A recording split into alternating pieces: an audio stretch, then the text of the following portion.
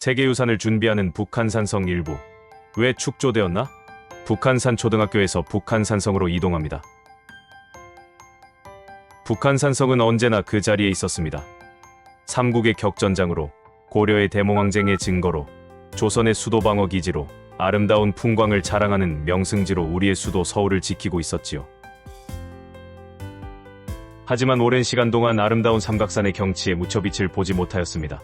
가장 많은 사람들이 찾는 국립공원이라고 기네스북에 오르고 전 세계에서 수도와 가장 가까운 국립공원이라고 알려져 있지만 정작 그곳에 300년이 넘은 산성은 얼마 전까지 그 존재조차 정확히 파악되지 않았던 것이 현실입니다.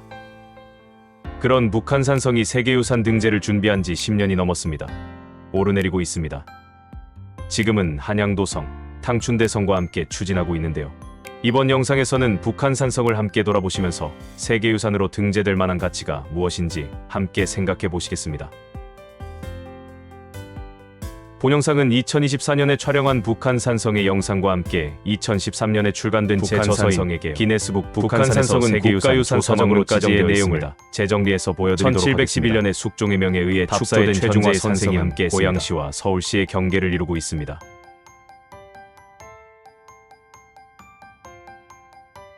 총둘레는 12.7이며 채성을 쌓지 않은 지역을 제외하면 8.4입니다. 성곽의 면적은 약 6.2입니다. 북한산성의 동북쪽에 자리 잡은 삼각산은 명승으로 지정되어 있으며 총 면적은 27만 4,143입니다. 북한산에는 백제시대부터 산성이 있었다고 전해진대요.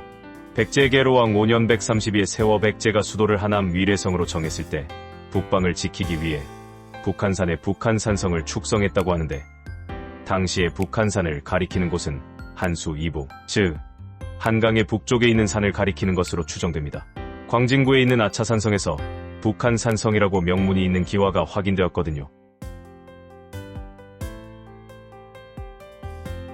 고려고종 19년 1232에 북한산에서 몽고군과의 격전이 있었고 우왕 13년 1387에 최영장군의 명령으로 성을 다시 고쳐지었다고 하는데 중흥산성이라 불리기도 하는 고려시대에 북한산성은 조선시대에 쌓여진 북한산성의 일부를 이루고 있는 것으로 발굴조사 결과 확인되었습니다.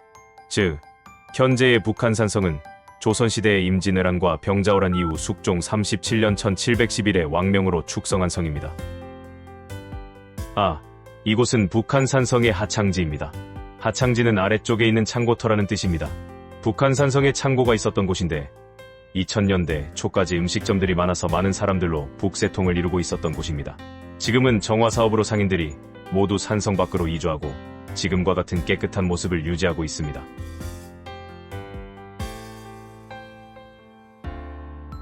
북한산성에서 본 조선의 관방체계. 먼저 태매식 산성과 포곡식 산성에 대해서 알아보겠습니다. 산성을 구분하는 방법은 매우 다양하지만 성곽과 봉우리의 관계를 중심으로 살펴보면 태매식 산성과 포곡식 산성으로 구분할 수 있습니다. 태매식은 산정식이라고도 하는데요. 산성이 산꼭대기를 둘러싸고 있는 형태입니다. 가까운 데서 얘를 찾아보면 행주산성이 있습니다. 포곡식은 산성이 골짜기를 둘러싸고 있는 형태입니다. 바꿔 말하면 이어져 있는 여러 산들을 한꺼번에 둘러싼 형태이지요. 북한산성은 포곡식 산성입니다.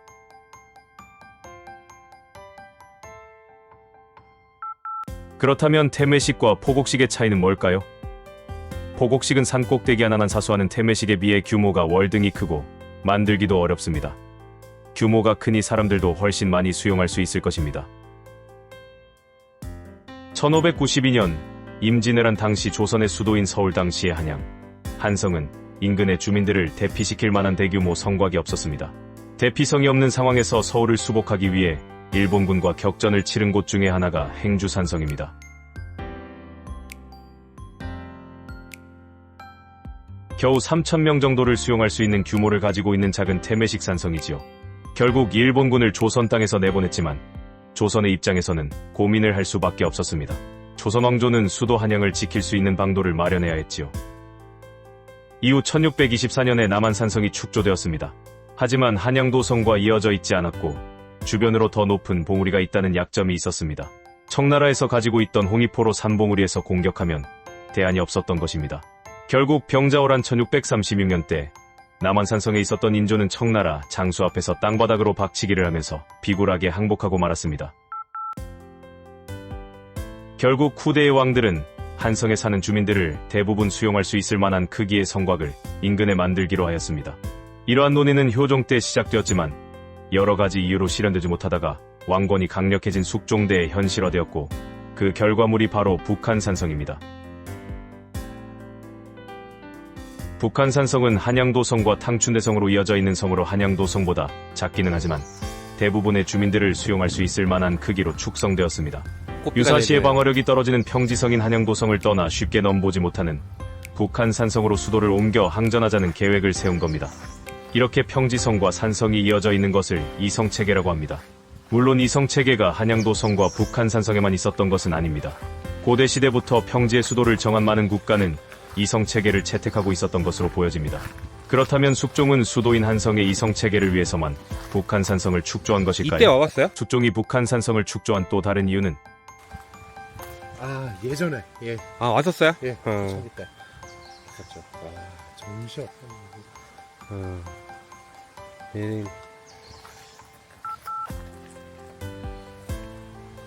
난 이때가 더 좋았어. 빈대떡도 되게 맛있고. 그러니까 여기거든요. 딱 여기. 여기서 여기가 더 운치가 있지. 저 밑에보다는. 여기서 그 빈대떡 하나 시켜가지고 막걸리 마시고 좋았죠. 아주.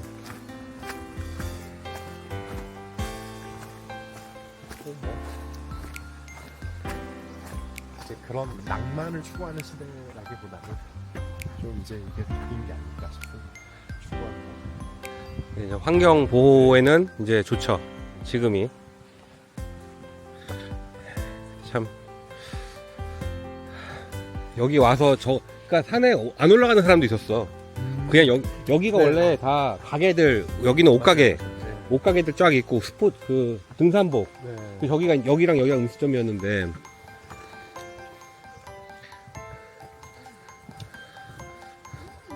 이제 내려간 거죠. 네.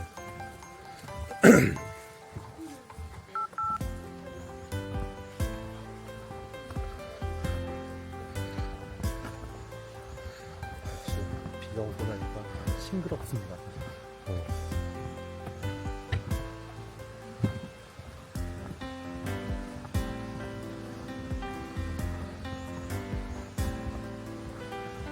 북한산은 정말 사진은 정말 많이 찍었는데 많이 찍고 많이 찍히고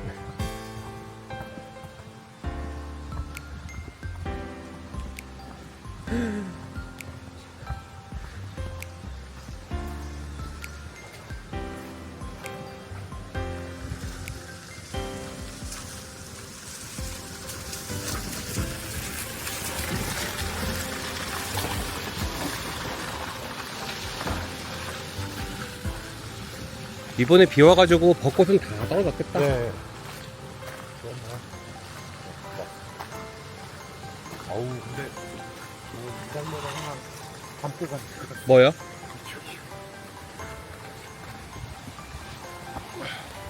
오, 이쁘다.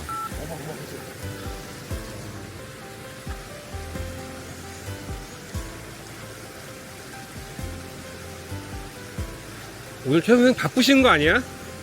영상에 사진에 막? 이거 야, 계곡물 흐르는 거랑 완전, 네. 예? 이따 산영로 가면 난리 나는 거 아니야?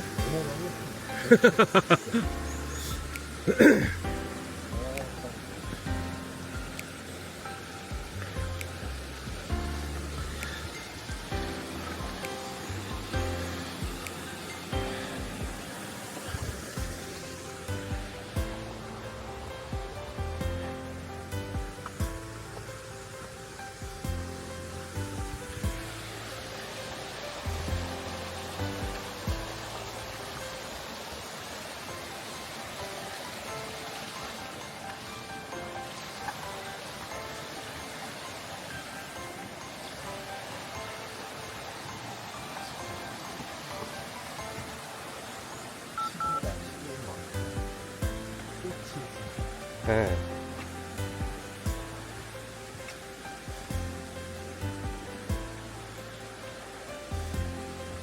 싱그럽구만. 덥지도 않고. 예. 지금